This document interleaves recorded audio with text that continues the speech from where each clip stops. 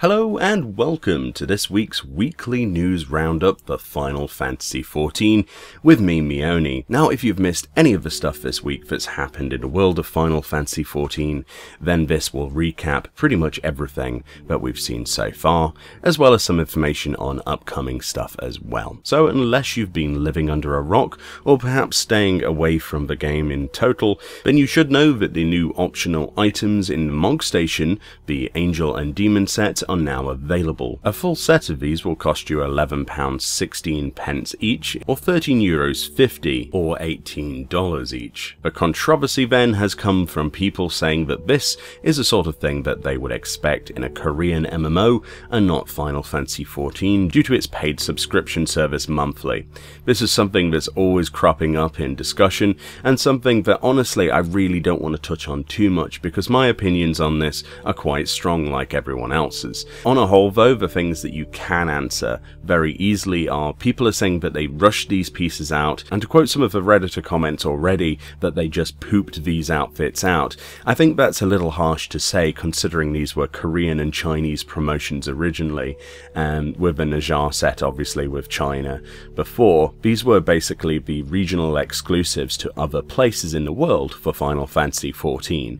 We were essentially never going to get these apart from in this format. There was never going to be any other way that we were going to get these in the game. Some of these were actually designed, I believe, by people outside of the immediate Square Enix offices, or on part they were designed by Korean or Chinese artists, which is why the art style differs very slightly. But I think to complain that they're not in the game is something, but to complain that they're in the game as an optional purchase is something else. I am agreed that more things should be obtainable in the game, but with a plethora of amazing glamours already in there, it wouldn't be too much to say that people are overreacting slightly. However, opinions are opinions, and people will obviously have different ones depending on how they feel about paying for a monthly sub and then buying these optional extras. We had the same discussion when character boosts came in, and it seems people are more preoccupied with glamour than they are about paying to boost levels. Either way, those optional items are in the Mog Station if you wish to go purchase them, and I will link the Reddit discussion thread on that topic as well in the description of this video. In further recap news, the discontinuation of the PlayStation 3 character data transfer service came into action. This, if you didn't know, the PlayStation 3 version was cancelled a long time ago for Final Fantasy XIV,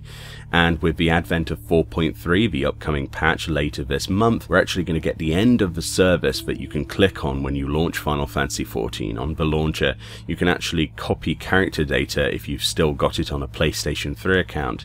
Automatically your accounts get upgraded to a normal version of Final Fantasy XIV if you did own a PlayStation 3 version on that service account. However, to transfer your character, you're only going to have a little bit more time. They can't keep this around forever, and if you still have a PlayStation 3 character but you haven't transferred the character data for, you will lose it after May. We got some PvP changes, very minor, but automatic disbandment has been added for PvP teams. In patch 4.3, a PvP team will automatically be disbanded if no members log in for more than 90 days in real time. Please note that this 90-day period is counted from when the team was formed, not from a release of 4.3. Any teams meeting this criteria when patch 4.3 is released will automatically be disbanded. This is to prevent the server clogging up with useless data on teams that no longer exist. The other big news is that the Letter from a Producer Live Part 44 will be taking place on this Friday, May the 11th. This will be taking place at 11 AM GMT, which is 12 midday British summertime, but that time is subject to change. It will be live on YouTube Live, Nico Live, and of course their Twitch channel. This will basically be the second part of the 4.3 preview. We're going to get lots of juicy information on all the content in 4.3. The previous live letter went over Heaven on High, which is a new deep dungeon like Palace of the Dead.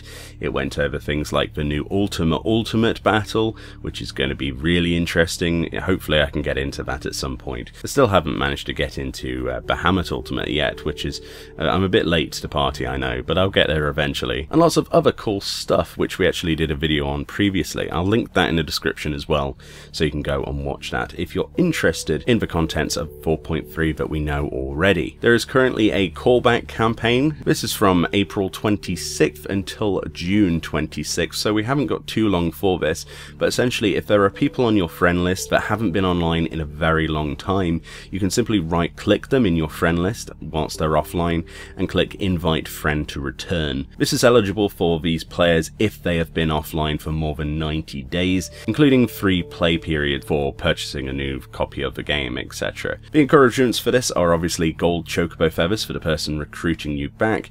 These can be exchanged for cool mounts such as Twintania and the Amberdrought Chocobo, etc. and the Managarm, which is pretty cool, which is new of 4.0. And also the person who comes back will get 7 days of free playtime, 99 Aetheryte tickets which allow you to teleport around the world, 10 silver chocobo feathers which they can exchange for level 60 gear, which is really useful, especially if you're that far behind and you want a bit of a boost. And essentially it's a really good idea. So if there are people that want to come back for 4.3 and have missed all of the previous opportunities, you've got until June to do this essentially. So if you're going to do that, I would do it. I used all mine up the other day, hoping that some of the people that I've missed for a very long time come back. Hopefully they'll see my email because it gets sent to them automatically, and hopefully they come back and play the game. I'm not really that bothered about the gold chocobo feathers, but Ragnarok is a little devoid of people that I know at the moment. A lot of people have quit. Hopefully they come back for future content. In addition to this, just to reiterate, we do have the gear contest. This is targeted obviously towards those budding artists and people that are fantastic at drawing concept art. They actually want you to go and submit your content for a physical and range DPS sort of gear. The winners will actually get put in the game, and the runners-up, let's say, and I don't like using the word loser, will actually get loads of really cool items, including the Mandragora Choker, which is very limited edition, but you can actually only get those items from these contests as well. That promotion is from April 19th, which is already gone obviously, until May the 21st, 2018. So we have a few days more for that, for the submission entries. There's already some absolutely amazing entries on the website. I advise you go check that out. And finally, the ultimate big news so far this week is that Square Enix itself is going to be at the E3 showcase this year, 2018. They're actually going to have their own section on Monday, June the 11th at 10 AM PDT, 1 PM EDT or 6 PM British Standard Time, and you can join them for a special presentation to discover the exciting future of Square Enix. You can actually check that out at e3.square-enix-games.com for more information. But essentially they're pretty tight-lipped about this. The last time they did an E3 showcase, Square Enix on their own, was a very long time ago. So it does mean that they have some extra bits to show us. Hopefully some Final Fantasy VII. I know a lot of people are predicting that. There's been a lot of hush-hush about that game so far. The remake is very much in progress and people want to get their hands on it, so this could be a good opportunity to see some new stuff. We are dying to see some new things.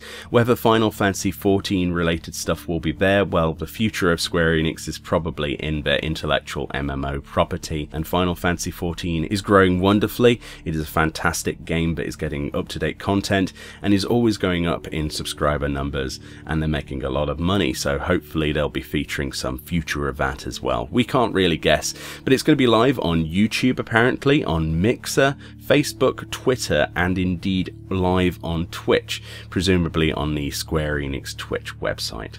Either way, I'll link this announcement as well. All in all, that's pretty much this week. This is the 9th of May 2018. It's a bit of an interesting idea, just doing a rundown of all of the recent news. I thought it was interesting to do like a recap, just briefly talking about stuff in case you'd missed things. I'm looking forward to this Friday's letter from a producer live. There will obviously be videos on that. If there's a trailer, there'll be a trailer breakdown, there'll be a breakdown of the actual live letter, and there'll be any information on any future things that I deem necessary to make a video on as well. I'm not used to rambling this long, so thank you very much for watching this video. Check out the channel for more Final Fantasy XIV stuff daily, and I will see you all next time.